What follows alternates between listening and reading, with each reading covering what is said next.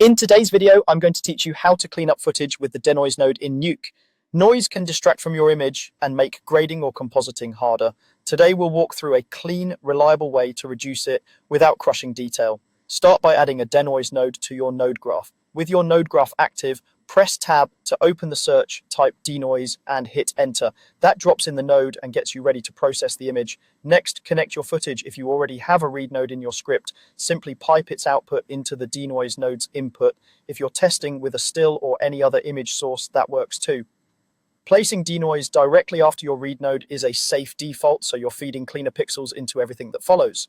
Before adjusting sliders, confirm which channels you're denoising. Most of the time you'll work on RGB. That removes visible noise in the color image while keeping the alpha untouched. If your shot is destined for keying and the matte is already present, you can target the alpha channel to stabilize edges. For grainy plates where brightness speckle is the main issue, switching to luminance can help preserve chroma detail while smoothing the lightness variations. Now dial in the overall strength. Think of this as your broad brush. Start low and nudge it up until the noise calms down, but textures still feel natural. Higher values will look smoother, but watch for plastic skin, blurred hair, or softened fabric weave. If you push it too far, step back slightly to recover detail. With the base level set, fine-tune using patch size and search radius. Patch size controls how large a neighborhood the algorithm considers as a reference for each pixel.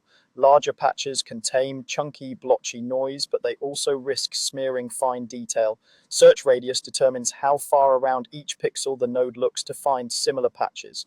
A bigger search radius can improve results on complex noise, but may increase render time and, if overdone, can create a waxy look. Start near the defaults, then make small, deliberate changes. Increase patch size a bit if grain persists. Lower it if edges soften.